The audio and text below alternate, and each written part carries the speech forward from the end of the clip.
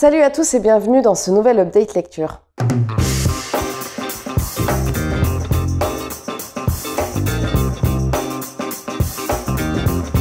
Aujourd'hui, je vais vous présenter les livres que j'ai lus cette semaine et c'est une semaine qui est quand même moins dense que la semaine dernière forcément parce que j'ai fait un petit peu d'autres choses. Ça va beaucoup mieux, je suis en bien meilleure forme. D'ailleurs, je vous le dis là et je vous le redirai aussi dans le vlog. Je vous remercie pour tous vos petits mots et tous vos encouragements et vos mots de soutien. Ça va et j'espère que vous aussi ça va et surtout si vous êtes passé par le Covid ou autre chose parce qu'il n'y a pas que ça dans la vie, j'espère que tout va bien pour vous. Je vous présente tout de suite mes lectures. Le premier livre que j'ai lu cette semaine, c'est un livre que j'avais commencé déjà la semaine dernière. J'en étais à la moitié, il me semble.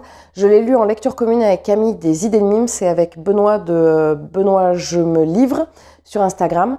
C'est le premier tome de La Roue du Temps de Robert Jordan. Alors, pour moi, il ne s'agissait pas d'une lecture, mais d'une relecture. Effectivement, j'ai lu je pense les 17 ou 18 premiers tomes, je les ai lus il y a au moins une dizaine, voire une quinzaine d'années. Je les avais lus à l'époque dans une édition France Loisirs, c'est celle-ci là, hop, que vous voyez avec la tranche grise. Et en fait, à l'époque, j'avais fini par décrocher parce que je lisais beaucoup moins qu'au jour d'aujourd'hui. Donc un livre représentait un mois et lire toujours un peu la même chose parce qu'il y a le principe de la roue du temps qui est quelque chose d'infini. D'ailleurs, on le voit à chaque fin de... C'est le sigle de La Roue du Temps. Il faudrait que je vous le trouve. Voilà, là. Il y a le signe de l'infini avec La Roue du Temps. Et au bout d'un moment, en fait, c'était devenu lassant. Et en plus, ça me prenait trop de temps dans mes temps de lecture qui étaient beaucoup plus limités qu'au jour d'aujourd'hui. Mais, comme je vous ai expliqué, j'ai vu la série qui sortait sur, je crois, Amazon Prime ou une plateforme quelconque. Et évidemment, je me suis fait hyper. Ça m'a donné envie. D'ailleurs, il y a une autre série qui est en train de sortir sur autre chose dans le fantasy et je vous en parlerai après, mais bon. Bref, donc du coup, je me suis dit, ça m'a donné envie de relire les livres et j'ai bien fait parce que ici, c'est un changement complet. C'est une retraduction, mais complète, c'est-à-dire que le traducteur s'est expliqué, alors je ne sais plus si c'est expliqué là, non, je l'avais trouvé sur Internet. Ça a été traduit par Jean-Claude Mallet et en fait, ça a été complètement retraduit, c'est-à-dire qu'il est reparti de zéro et non pas de la traduction qui avait été des traductions qui avaient pu être faites avant. Bref, donc du coup, il y a beaucoup de choses qui sont différentes au niveau notamment du vocabulaire très spécifique à cette série, à cette saga. Et là, ils ont changé carrément des noms de saga, quoi. Des noms de saga, des noms de personnages. Par exemple, typiquement, il y a des femmes dans chaque village. Il y a une femme qui est très importante, qui a énormément de pouvoir, qui s'appelle la Sage Dame. Et dans la version de François Loisirs, ça s'appelait les Sagettes. Et les Sagettes, ça faisait pas très crédible. Les Sages Dames, tout de suite, ça a beaucoup plus de poids. Bref, rentrons dans le vif du sujet. On va suivre ici un jeune homme qui s'appelle Randall Thor, qui habite dans un village. Il vit avec son père qui s'appelle Tam. Et ils habitent un petit peu en dehors du village. Et ils décident d'aller au village, au centre du village, pour aller faire une fête qui s'appelle la fête de je ne sais plus quoi. Qui est une fête importante dans le village. C'est une fête qui a lieu une fois par an. Donc il décide de s'y rendre et au moment où il traverse la forêt pour aller s'y rendre, il voit une espèce de cavalier un peu sombre, il a un mauvais pressentiment, il se sent pas bien, tout ça. Il se demande s'il va en parler à son père ou pas, il décide de lui en parler, son père ne voit rien. Il arrive au village, il en parle à ses copains Matt et Perrin. Donc tout ça, c'est long à se mettre en place, hein. C'est très introductif. Il décide d'en parler à ses copains qui lui disent que eux aussi ils ont vu un truc un peu bizarre, tout ça. Il décide de retourner. La fête est le lendemain, donc pendant la nuit il y a une espèce de pré-fête, mais son père ne souhaite pas y rester, donc Rand retourne à la ferme avec son père Tam. Et en fait, au moment où ils rentrent, ils se font attaquer par des trollocs qui sont des espèces d'animaux, d'humains. C'était un espèce de mix entre humains et animaux très flippant et très bestial. Enfin voilà, du coup, c'est pas très clair. Ils se font attaquer. Le père de Rand est très blessé, est blessé. Pas très blessé, c'est pas très français. Est blessé et donc il décide de retourner au village avec son père pour qu'il se fasse soigner par la sage dame. Et en fait, en arrivant au village, entre-temps, au moment où la première fois qu'ils sont allés au village, Rand a découvert des voyageurs, un ménestrel et un couple assez particulier avec une femme qui a l'air d'avoir du pouvoir et un espèce de protecteur, on va dire. Et quand ils arrivent au village, ils découvrent, après l'attaque, ils découvrent que tout le village a été attaqué et qu'en fait, leur destinée n'est pas forcément de rester dans ce village. Donc après, on va suivre Matt, Perrin, ou Perrine, Matt, Perrin et Rand dans leurs aventures. Il y a également une jeune fille qui s'appelle Egwene, qui est donc qui va être formée normalement pour être sage dame et qui va les suivre un peu dans leur aventure. J'en ai beaucoup dit, sachant que là, je viens quand même de vous décrire quasiment la moitié du premier tome, mais c'est important parce que ça, pour moi, je juge ça important parce qu'il est long à démarrer. Moi, ça m'a pas du tout posé de problème parce que c'était une relecture que je savais qu'il y avait beaucoup de choses qui couvaient, qu'il y avait beaucoup de choses qui allaient démarrer après. Et surtout, ce que j'ai énormément apprécié, c'est d'une part la traduction qui était de bien meilleure qualité. Et donc, du coup, on se retrouve avec... pour moi, c'est comme si, en fait, avant, j'avais une histoire et j'avais une espèce de filtre un peu trouble devant. Et du coup, ça m'embrouillait toujours un petit peu. Là, c'est beaucoup plus fluide, beaucoup plus limpide, en fait. Donc, ça aide énormément au récit. Je pense qu'on va gagner en qualité clairement, par la suite. Et en plus, il y a ce récit, ce premier tome m'a fait énormément penser au Seigneur des Anneaux. On a les mêmes éléments, on a un village avec alors là ce sont des humains, mais on va dire avec une communauté assez naïve, un petit peu comme les hobbits. On va suivre 3 jeunes hommes, dans le Seigneur des Anneaux on a 4 jeunes hommes, qui vont avoir une destinée extraordinaire. On va avoir une dame avec un pouvoir assez particulier, un petit peu, alors c'est pas une elfe, mais qui m'a fait penser forcément à Arwen. Il y a plein d'éléments qui m'ont fait beaucoup penser au Seigneur des Anneaux. La suite, après, je sais que ça s'en détache beaucoup, mais le premier tome, ça ressemblait. Et en fait, ça m'a aidé parce que... ça m'a aidé. Ça m'a donné... ça ressemble énormément au fond du Seigneur des Anneaux, mais pas au niveau de la forme. C'est-à-dire que la forme du Seigneur des Anneaux, elle est assez particulière, j'en ai déjà parlé. Tolkien a une écriture que je juge un petit peu limite froide, et on n'est pas du tout dans ce style-là avec Robert Jordan. Donc c'était un super premier tome. Je ne continuerai pas tout de suite la saga parce que je veux pas m'en écœurer, mais par contre clairement je les reprendrai chez Brajlon. D'ailleurs je trouve que la couverture est magnifique et le bouquin, comme je vous l'ai expliqué, est d'une super qualité, c'est-à-dire que là il est neuf. Il est tout neuf. Il n'a pas du tout de traces d'avoir été lu. Le dos n'est pas cassé, il a vraiment très bien vécu. Si vous êtes amateur de fantasy, n'hésitez pas à vous lancer. Si vous n'êtes pas amateur de fantasy, n'hésitez pas à vous lancer. C'est quand même une bonne saga. Il faut juste garder en tête qu'il y a quand même une vingtaine de tomes derrière. Robert Jordan est décédé avant de terminer la saga. C'est Brandon Sanderson qui a pris la suite. Donc je suis curieuse aussi de voir. Je pense que ça a été fait avec suffisamment de subtilité pour qu'on ne voit pas forcément le changement d'auteur. Mais j'ai hâte d'arriver à ces tomes-là parce que j'y suis jamais arrivée. C'était ma première lecture de la semaine. Cette première lecture, elle était quand même assez dense. C'est quand même un bouquin qui fait 650 pages, je crois. Et comme je vous ai expliqué, je lis plus un seul bouquin à la fois parce que selon le taux de concentration que je vais avoir dans la journée, je vais pas lire le même livre. Je vais pas trimballer tous les livres. Il y en a certains, par exemple les semi-brochés ou les brochés, ou même les livres qu'on me prête, je ne les trimballe pas parce que j'ai trop peur de les abîmer. Donc du coup, j'ai commencé d'autres livres. Cette semaine, j'ai lu Candide de Voltaire, que j'avais dans ma palle depuis fort longtemps, puisque c'était ma mère qui me l'avait offert avant le premier confinement. Vous savez, le avant. Donc du coup, alors ici on va suivre un jeune homme qui s'appelle Candide, qui vit dans un château en Westphalie, je sais pas comment on dit, ou Westphalie, je sais pas, bref, dans le château de Wunderbar, ou un truc c'est volontairement un peu barbare, Sundertentronk. Donc il vit là-bas, et en gros, il va lui arriver 1001 péripéties. Il est amoureux d'une jeune fille, mais il va être découvert par le père de celle-ci, ou le frère, je ne sais plus. Il va être chassé. Il va être chassé ensuite d'un autre endroit, il va être fouetté, il va être battu, il va lui arriver tout un tas d'aventures, et tout ça sur un très petit nombre de pages.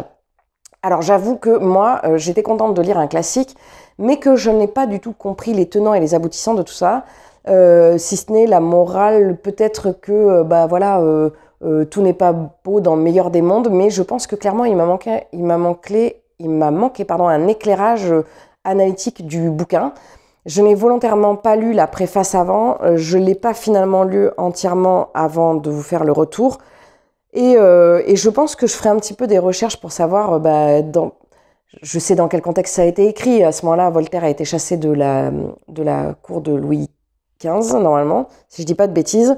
Et bon, bref, mais voilà, peut-être que c'est une critique de cette cour qui peut paraître parfaite, mais je me lancerai pas dans ce numéro d'équilibriste d'analyser un classique aussi important dans notre culture française. Mais voilà, j'avais envie de le lire. J'avoue que j'avais bien plus accroché avec le traité sur la tolérance, le traité pour la tolérance. Où est-ce qu'il est ? Le traité sur la tolérance que j'avais de Voltaire, que j'avais lu pendant le premier confinement. Je n'espère pas de lire d'autres Voltaire. Si vous en avez certains que vous avez envie de me conseiller, n'hésitez surtout pas. Après, c'est vrai que bon, ben voilà, ça se lit pas. J'étais contente d'avoir d'autres ouvrages à lire en cours de semaine parce que c'est pas la lecture.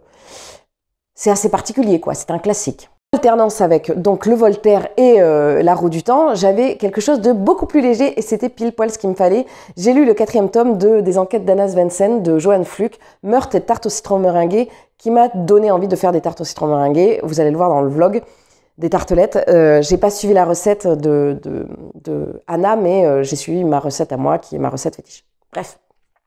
Ici, on va suivre notre jeune femme qui vit toujours dans un village américain, dans une ville américaine, une petite ville américaine. Ça fait fortement penser à l'ambiance qu'il va y avoir dans Gilmore Girls, avec cette ambiance de ville américaine des séries des années 2000, c'est-à-dire où tout est très très lisse, tout est très parfait, où tout est très très faux, n'est-ce pas, hein. Mais moi j'aime bien parce que ça a un petit côté genre téléfilm M6, c'est pas du tout réel, c'est pas réaliste, mais en même temps, j'ai envie de dire, ça fait du bien de ne pas avoir les soucis du quotidien mis dans un bouquin.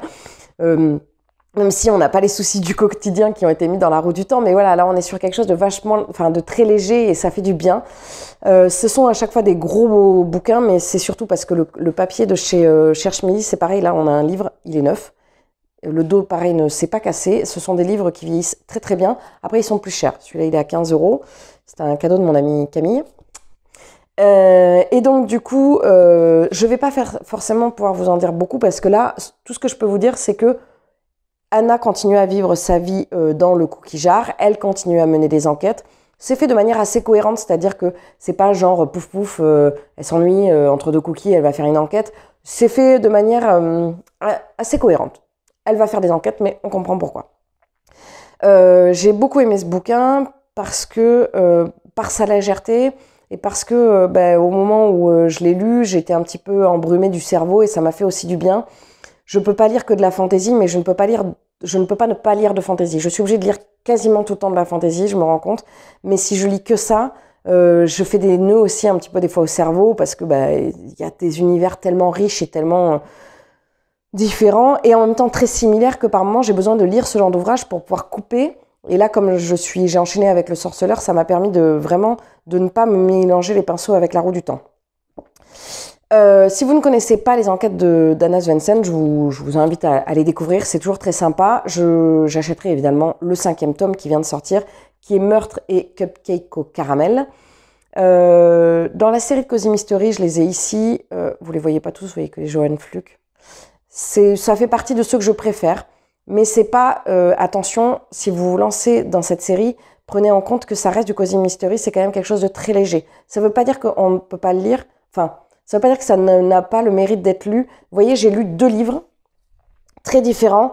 Un dit classique, où on se dit, voilà, il faut le lire parce que voilà, c'est important. Et un où les gens vont plutôt, enfin, les gens, ça veut rien dire, mais on va plutôt vous dire, ah, c'est très léger, tu lis ça. Mais en fait, on s'en fiche. Ce qui est important, c'est que vous alliez chercher ce que vous avez envie dans la lecture.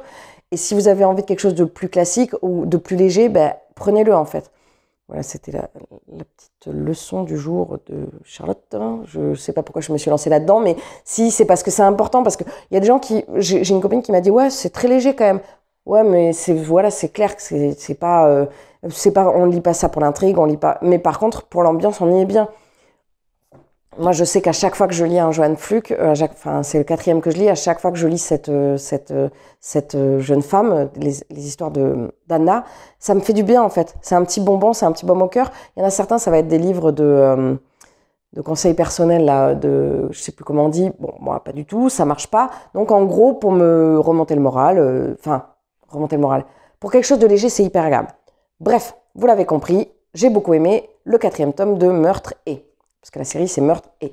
Le dernier livre que je vais vous présenter, c'est un petit manga, c'est le 6e tome de l'Atelier des sorciers. Alors là, on en sait un petit peu plus sur, sans vouloir vous spoiler, on en découvre un peu plus sur l'univers qu'il y a autour. Pour l'instant, on était très fermé sur les petites filles et leurs maîtres qui découvrent la magie. Et là, on va découvrir un petit peu plus sur l'univers un peu plus grand de la magie. C'est une saga que j'aime toujours autant. Je crois qu'elle n'est pas terminée. Donc, j'essaie de déguster un peu les tomes. Les dessins sont super. Et pour l'instant, je suis vraiment accrochée aux deux séries que je lis de manga. C'est Arte et l'Atelier des sorciers. Je ne vais pas forcément aller en chercher d'autres. J'avais bien aimé celle avec les dragons, mais les Toda dont je vous avais parlé, mais finalement j'ai relâché, donc voilà.